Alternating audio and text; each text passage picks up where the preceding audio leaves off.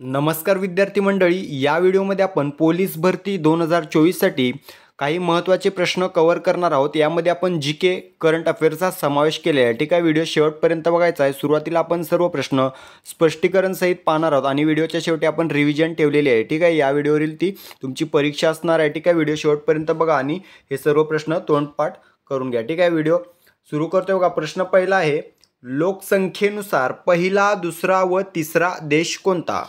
सर्वांना माहीत असेल मित्रांनो, तर बघा या ठिकाणी लोकसंख्येनुसार पहिला देश आहे भारत, दुसरा आहे चीन आणि तिसरा आहे अमेरिका। ठीक आहे, पर्याय क्रमांक ए या ठिकाणी योग्य उत्तर असणार आहे भारत, चीन, अमेरिका असा क्रमांक लागतो लोकसंख्येनुसार पहिल्या 3 देशांचा। ठीक आहे, भारत सध्या 1 नंबरवर आलेला आहे लोकसंख्येबाबतीत। सुमारे 144 कोटी एवढी लोकसंख्या आपल्या भारताची झालेली आहे। दुसरा क्रमांक चीनचा लागतो आणि तिसरा अमेरिकेचा लागतो। ठीक आहे मित्रांनो, क्षेत्रफळानुसार सेम प्रश्न विचारला जाऊ शकतो। तर बघा, क्षेत्रफळानुसार पहिला क्रमांक कोणत्या देशाचा लागतो? तर रशिया। ठीक आहे, रशिया या देशाचा जगामध्ये क्षेत्रफळानुसार पहिला क्रमांक लागतो। दुसरा लागतो कॅनडा, तिसरा अमेरिका, चौथा चीन, पाचवा ब्राझील, सहावा ऑस्ट्रेलिया आणि आपल्या भारताचा लागतो 7वा। ठीक आहे, या ठिकाणी चढत्या क्रमाने लावा किंवा उतरत्या क्रमाने लावा असा प्रश्न विचारला जाऊ शकतो। तर हे 7 देश तुम्ही पाठ करून ठेवायचे आहेत क्षेत्रफळानुसार आणि ठीक आहे, हे 3 लक्षात ठेवायचे आहेत लोकसंख्येनुसार। ओके,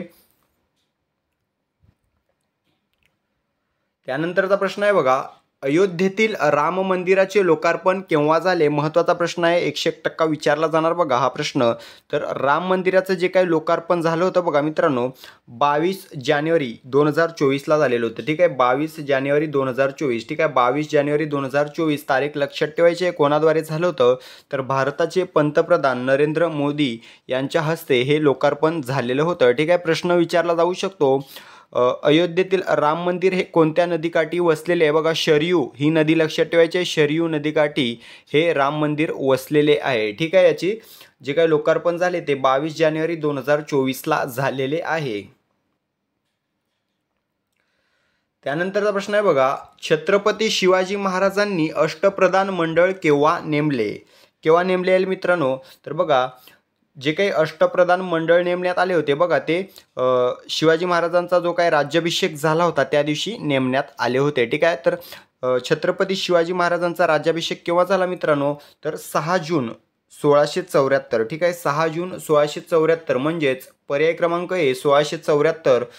6 जून 1674ला महाराजांनी अष्टप्रधान मंडळ नेमले होते। ठीक आहे, याच्याशी रिलेटेड कोणते प्रश्न विचारलेले आहेत बघा, नेहमी विचारले जातात आणि 2023ला देखील विचारलेले आहेत। तर बघा, कोणता वकील राज्याभिषेकावेळी कोणता इंग्रज वकील हजर होता? तर बघा, हेनरी ऑक्झिंग्टन। ठीक आहे, हेनरी ऑक्झिंग्टन हा जो वकील आहे, इंग्रज अधिकारी किंवा इंग्रज वकील आहे, तर मित्रांनो हा या राज्याभिषेकाला हजर होता। ठीक आहे, राज्याभिषेक कोणी केला? तर गागा भट्ट यांनी केलेला होता। कुठे झाला होता राज्याभिषेक? रायगड या किल्ल्यावर झाला होता। 6 जून 1674ला झाला होता। ठीक आहे, याच दिवशी अष्टप्रधान मंडळ नेमण्यात आलं होतं। जर कोणाला जे काही 8 अधिकारी महाराजांचे पाठ असतील तर ते अष्टप्रधान मंडळामधील कमेंट करून सांगायचं मला 8चे 8। ठीक आहे, ज्यांना पाठ असतील त्यांनी मला कमेंट करून सांगायचं आहे। ओके, तर मित्रांनो या ठिकाणी बघा, जे काही इतर वर्ष पर्याय म्हणून दिलेले आहेत ते आपण या ठिकाणी पाहूया बघा मित्रांनो।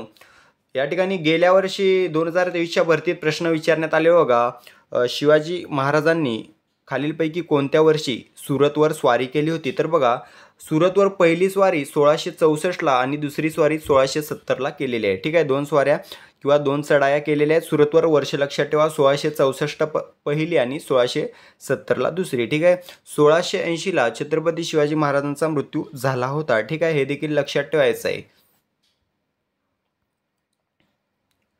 त्यानंतरचा प्रश्न आहे बघा, पुरुष हॉकी विश्वचषक 2023 कोणत्या देशाने जिंकला? पुरुष हॉकी, ठीक आहे, कोणी जिंकलेला आहे? जर्मनी या देशाने जिंकलेला आहे। जर्मनी या ठिकाणी योग्य उत्तर असणार आहे, जर्मनी। ओके, आता या विश्वचषकाचा उपविजेता देश जर विचारला तर बघा, बेल्जियम हा जो देश आहे तो उपविजेता देश आहे। म्हणजेच जर्मनीने बेल्जियमला हरवून पुरुष हॉकी विश्वचषक 2023 जिंकलेला आहे। ठीक आहे, याचं आयोजन आपल्या भारतामध्ये करण्यात आलं होतं।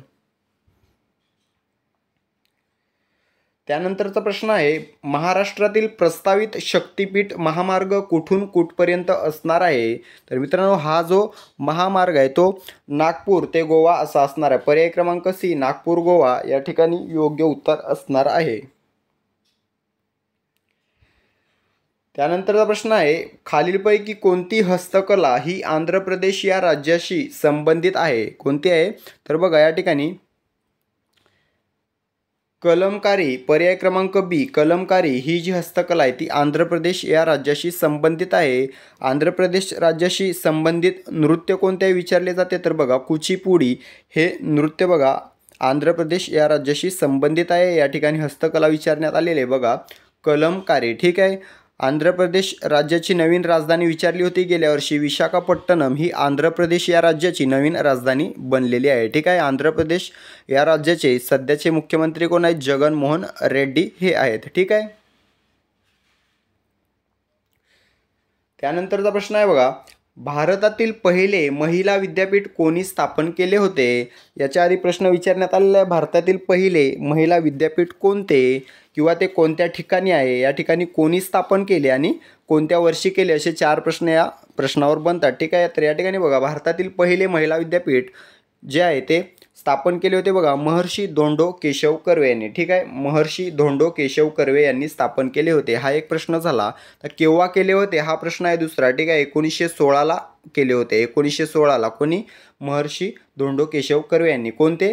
तर बघा SNDT याला म्हटलं जातं बघा, श्रीमती नाथीबाई दामोदर ठाकरसी विद्यापीठ. ठीक आहे. SNDT लक्षात ठेवायचं आहे. श्रीमती नाथीबाई दामोदर ठाकरसी विद्यापीठ हे बघा भारतातील पहिले महिला विद्यापीठ आहे. 1916ला महर्षी धोंडो केशव कर्वे यांनी स्थापन केलेले आहे मुंबई या ठिकाणी. ठीक आहे.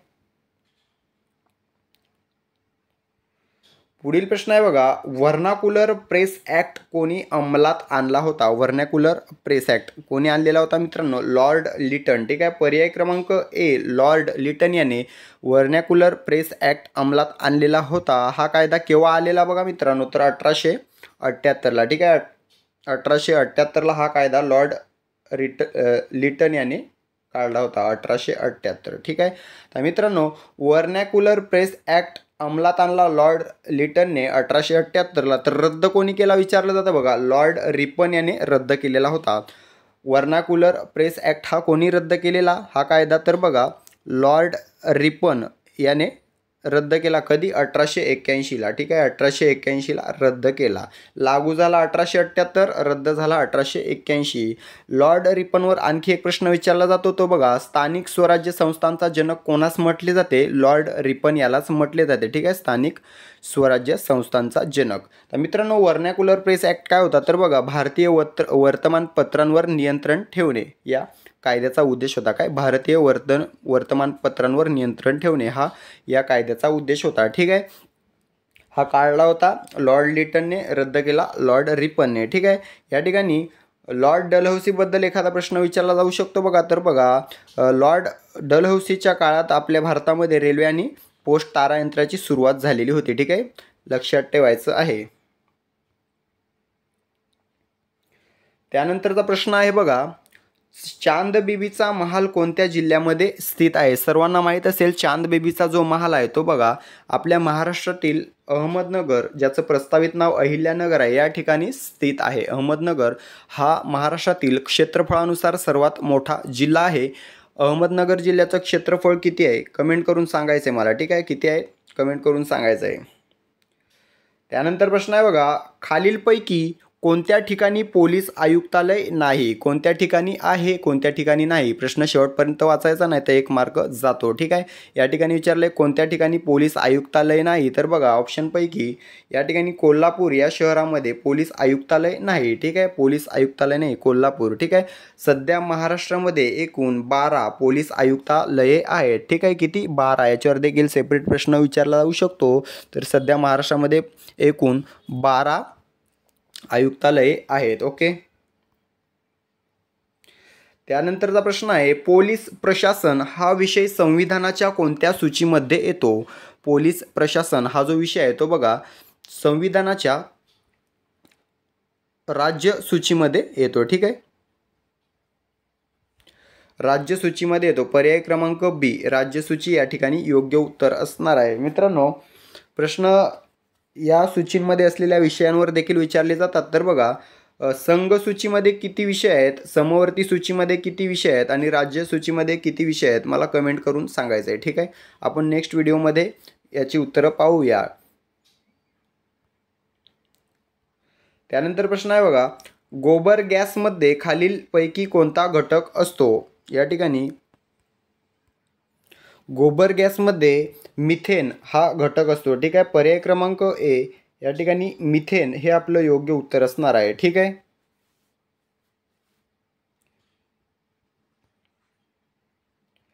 त्यानंतरचा प्रश्न आहे बघा, जायकवाडी धरणाचा उपविभाग गोदावरी नदीच्या डॅश डॅश या उपनदीवर बांधलेला आहे? कोणत्या? तर बघा, सिंदफणा, पर्याय क्रमांक सी सिंदफणा हे या ठिकाणी योग्य उत्तर असणार आहे. जायकवाडी धरणाचा उपविभाग गोदावरी नदीच्या सिंदफणा या उपनदीवर बांधलेला आहे. ठीक आहे मित्रांनो, जायकवाडी धरणाच्या जलाशयास काय म्हटले जाते? तर नाथसागर असं म्हटलं जातं. पैठण या ठिकाणी हे धरण आहे. ठीक आहे, जायकवाडी गोदावरी नदीवर आहे. पुढील प्रश्न आहे बघा, महाराष्ट्र पोलीस दलाची पोलीस संशोधन केंद्र ही संस्था कोणत्या शहरामध्ये आहे?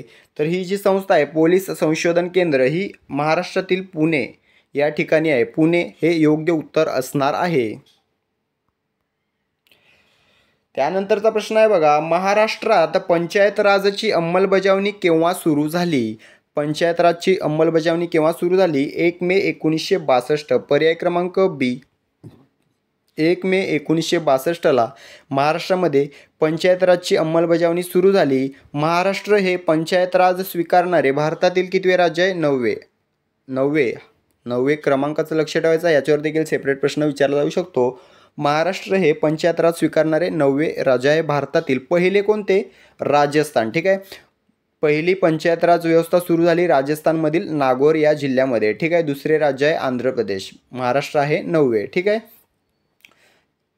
1 मे 1960ला महाराष्ट्र आणि गुजरात या 2 राज्यांची स्थापना झालेली आहे. हे देखील लक्षात ठेवायचं आहे. प्रश्न पहिला आहे बघा, लोकसंख्येनुसार पहिला, दुसरा व तिसरा देश कोणता? याचं योग्य उत्तर आहे पर्याय क्रमांक ए भारत, चीन, अमेरिका. पुढील प्रश्न आहे बघा, अयोध्येतील राम मंदिराचे लोकार्पण केव्हा झाले? याचं योग्य उत्तर आहे पर्याय क्रमांक सी 22 जानेवारी 2024. पुढील प्रश्न आहे, छत्रपती शिवाजी महाराजांनी अष्टप्रधान मंडळ केव्हा नेमले? याचं योग्य उत्तर आहे पर्याय क्रमांक ए 1674. पुढील प्रश्न आहे, पुरुष हॉकी विश्वचषक 2023 कोणत्या देशाने जिंकला? याचं योग्य उत्तर आहे पर्याय क्रमांक ए जर्मनी. पुढील प्रश्न आहे, महाराष्ट्रातील प्रस्तावित शक्तिपीठ महामार्ग कुठून कुठपर्यंत असणार आहे? याचं योग्य उत्तर पर्याय क्रमांक सी नागपूर, गोवा. पुढील प्रश्न आहे, खालीलपैकी कोणती हस्तकला ही आंध्र प्रदेश या राज्याशी संबंधित आहे? याचं योग्य उत्तर पर्याय क्रमांक बी कलमकारी.